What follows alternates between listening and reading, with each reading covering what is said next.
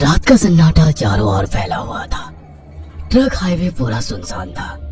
चारों ओर ठंड से हाड़ कपा देने वाली ठंड चल रही थी। हाईवे के चारों ओर घना जंगल था। उसी हाईवे पर एक मर्सिडीज दौड़ रही थी।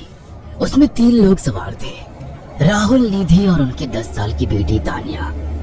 राहुल अपने दोस्त सैफ के घर ईद की पार्टी में शामिल होने के लिए गया था और पार्टी करके घर लौट रहा था। निधि ने मुस्कुराकर ड्राइव करते हुए राहुल से कहा, कुछ भी कहो राहुल, आज तो ईद की पार्टी में मजा आ गया।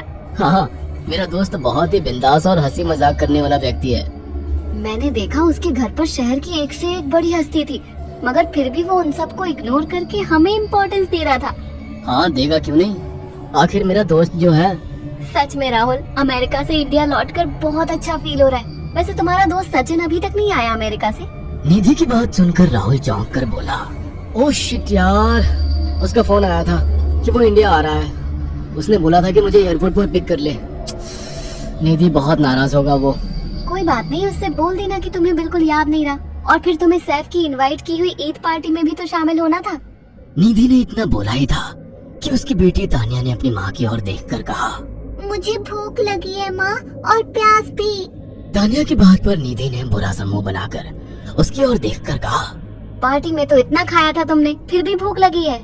निधि की बात पर तानिया ने मासूम सा चेहरा बनाकर कहा, कोई बात नहीं मम्मी, मुझे पानी ही पिला दीजिए। कितनी बार बोला है मुझे मम्मी मत बोला करो। पानी अभी नहीं है, आगे जाकर कोई शॉप पड़ेगी तो बोतल खरीद के दे दूंगी।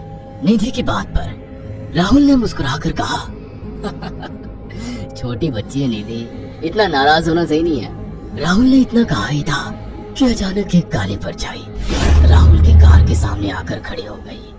राहुल के पैर अचानक ब्रेक पर पड़ गए। गाड़ी तेज रफ्तार में थी। ब्रेक अचानक लगने से पलटते पलटते बाल बाल बची थी। राहुल के चेहरे पर भयानक ठंडी में भी पसीने के बूंद टपकने लगे। वो दोनों कार से बाहर निकल आए। निधि ने डरते हुए कहा, आखिर कौन था ये? ऐसा लगा जैसे कि कोई भयानक काली परछाई मेरे कार के सामने आकर खड़ी हो गई हो। वह दोनों काली रात के सन्नाटे में इधर उधर देखने लगे। तभी निधि को एक घने पेड़ के पास तो चमकीली हुई आंखें दिखाई दी। उसकी आंखें बिल्कुल भेड़ियों की तरह लग रही थी। निधि ने चीखते हुए राहुल से कहा, राहुल देखो कौन है वो, जल्दी से गाड़ी में बैठो, मुझे बहुत डर लग रहा है। राहुल ने उस तरफ देखा तो उसके रोंगटे खड़े हो गए। वो दोनों गाड़ी के अंदर बैठने ही वाले थे कि अचानक एक अजीब सा चेहरा वाला भयानक सा आदमी बिजली की रफ्तार से उनके सामने आकर खड़ा हो गया। राहुल ने देखा कि उसका चेहरा बिल्कुल चढ़ा हुआ था और उसकी आंखें भेड़िए की तरह चमक रही थी।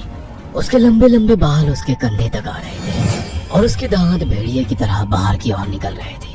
हाथों की जगह नुकीले पंजे थे। राहुल को देखकर अजीब से अंदाज में हंसने लगा, मगर जैसे ही राहुल की नजर उसके कपड़ों पर गई, राहुल की आंखें फटी की फटी रह गई। वो हकलाते हुए बोला, भाईजान, भाईजान, मुझे माफ कर दो, मुझे छोड़ दो।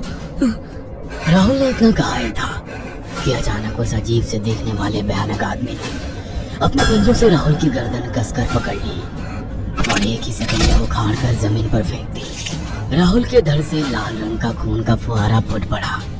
इस भयानक मंजर को देखकर निधि के गले से एक जोरदार चीख निकल गई। निधि इससे पहले भागती कि अचानक उस भयानक देखने वाले आदमी ने निधि को पकड़ लिया और अपने नुकीले पंजे उसके पेट में गड़ा दिए और उसकी अतड़ियां बाहर निकाल दी। निधि की एक दिल दहला देने वाली चीख सन्नाटे को चीर गई। अचानक हवा का एक बवंडर उठा और वो भयानक सा दिखने वाला व्यक्ति देखते बवंडर के साथ गायब हो गया। तानिया ने डरते डरते निधि के मोबाइल से पुलिस और सैफ को बुला लिया और कुछ ही देर में वहां चारों ओर पुलिस की गाड़ियां थी। पुलिस ने राहुल के दोनों दोस्त सैफ और सचिन को वहीं बुला लिया। इंस्पेक्टर अर्जुन ने दोनों से कहा, मैंने ऐसी हत्याएं अपने करियर में कभी पहले नहीं देखी। ये काम तो ना किसी जानवर का लगता है, ना ही किसी इंसान का। सचिन कपकपाती हुई आवाज में बोला, आप कहना क्या चाहते हैं? कुछ कह नहीं सकता।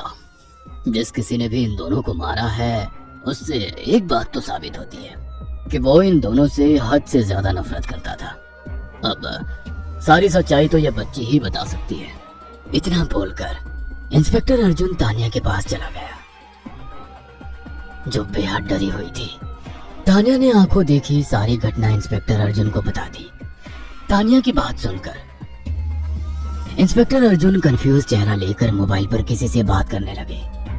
सचिन इंस्पेक्टर के पास आ गया और सैफ भी डरता हुआ इंस्पेक्टर अर्जुन के पास आकर बोला, क्या हुआ इंस्पेक्टर? तानिया ने क्या बताया? उसने जो बताया वो काबिले यकीन नहीं है। उसकी बात पर किसी भी तरह से यकीन नहीं किया जा सकता। फिर भी कुछ तो बताया इंस्पेक्टर। हाँ, उस बच्चे के मुताबिक एक भूत ने निधि और राहुल को बड़ी बेदर्दी से मारा है।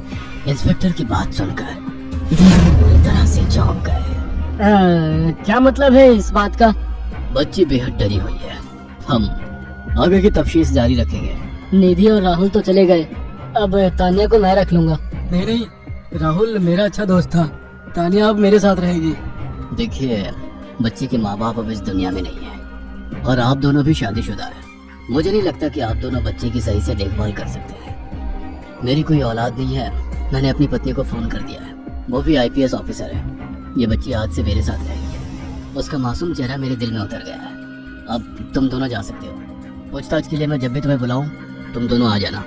इंस्पेक्टर ने ये बात बोली ही थी कि अचानक वहाँ पर मौसम बदल गया। चारों ओर काली घटाएं छा गई और एक भयानक बवंडर उठा और देखते ही देखते सब पुलिस वालों के सामने वो भयानक चेहरे वाला आकार सबके सामने खड़ा हो गया।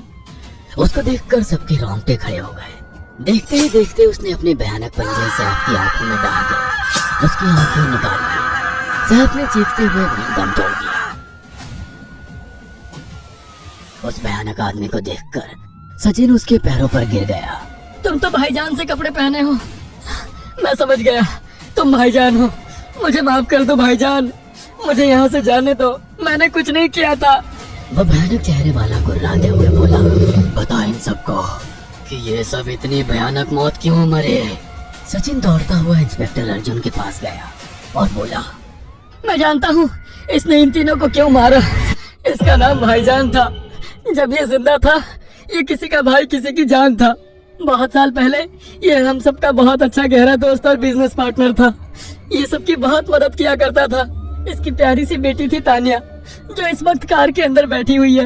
ये इसी की बेटी है। भाईजान अपने सारे पैसों से एक बहुत बड़ा हॉस्पिटल खोलना चाहता था जिससे गरीबों का मुफ्त इलाज किया जा सके, मगर हम तीनों इसके लिए तैयार नहीं थे। हमारी नीयत उसकी दौलत पर खराब थी और एक दिन हम सब धोखे से ईद के दिन भाईजान को यहाँ ले आए और इसे मारकर फेंक दिया। तो फिर तुम सबने इसकी बेटी को क्यों जिंदा छोड़ दिया? हमें बाद में पता लगा कि भाईजान ने सारी जायदाद अपनी बेटी के नाम कर दी है, इसीलिए हमने भाईजान की पत्नी को भी मार दिया। और तानिया का तुम 18 साल की उम्र पूरी करने का इंतजार कर रहे थे ताकि सारी जायदाद अपने नाम करा सको और बाद में उसे भी ठिकाने लगा सको। इसी के लिए तुम दोनों इस मासूम बच्ची को अपने साथ रखने की जिद कर रहे थे। जी, आपने बिल्कुल सही कहा। हम तानिया को भी इसी जगह लाकर मार देते। सचिन की बात सुनकर इंस्पेक्टर अर्जुन की आंखों में खून उतर आया। इंस्पेक्टर अर्जुन के कुछ कहने से पहले ही भाईजान बिजली की रफ्तार से इंस्पेक्टर अर्जुन की आंखों के सामने से सचिन को पकड़कर ले गया और उसके शरीर के टुकड़े टुकड़े कर दिए और हवा में उठे एक तेज बवंडर के साथ गायब हो गया। सारी घटना इंस्पेक्टर अर्जुन की आंखों के सामने हुई थी। तानिया को इंस्पेक्टर अर्जुन और उसकी पत्नी ने अपनी बेटी की तरह पाला। अगर आपको हमारी ये कहानी पसंद आई हो तो इसे लाइक और शेयर करना ना भूलें।